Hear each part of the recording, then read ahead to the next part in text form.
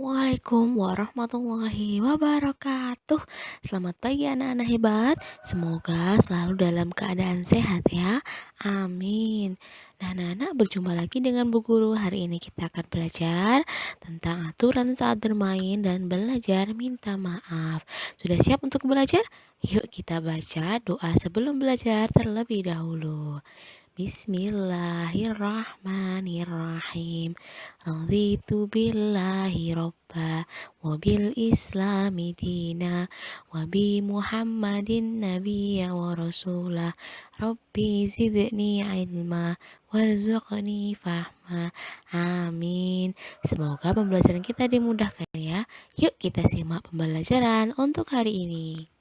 Selanjutnya kita akan melihat tujuan pembelajaran untuk hari ini.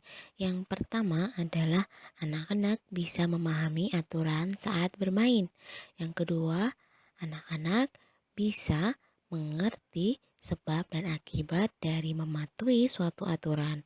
Dan yang ketiga, anak-anak bisa mengerti kapan dan bagaimana kita harus meminta maaf. Nah, itu tadi adalah tujuan pembelajaran untuk hari ini.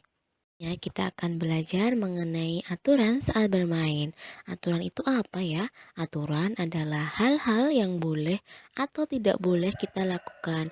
Nah, aturan dalam bermain berarti hal-hal yang boleh atau tidak boleh kita lakukan selama kita bermain. Oke, kira-kira apa saja ya?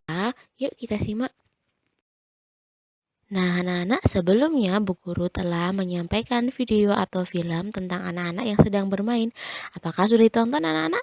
Nah, jika sudah, tahu ya permainan apa yang mereka lakukan?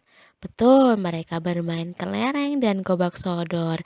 Kira-kira aturan apa yang mereka taati saat bermain ya? Tahukah kalian? Yuk kita simak. Aturan yang pertama yang harus kita taati saat bermain berdasarkan video tersebut adalah apa ya? Betul, yaitu bermain dengan jujur dan sportif ketika kita bermain bersama teman. Aturan yang kedua apa ya anak-anak? Betul sekali. Yang kedua adalah bermain sesuai jenis aturan permainan yang dilakukan.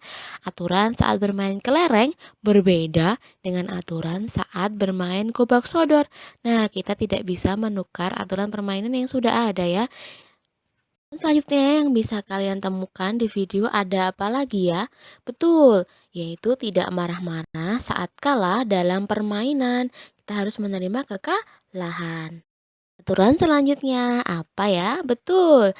Aturan yang keempat adalah tidak sombong saat menang dalam permainan. Selanjutnya, aturan apa lagi yang kalian bisa temukan ya? Nah, apa ya? Betul. Tidak berebutan mainan.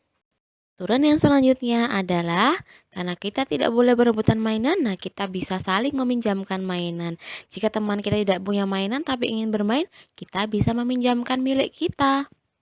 Ya, adalah saling memaafkan jika ada yang berbuat salah. Terkadang ketika kita bermain, ada yang tidak sengaja menabrak, ada yang tidak sengaja menjatuhkan. Nah, itu kita harus saling memaafkan.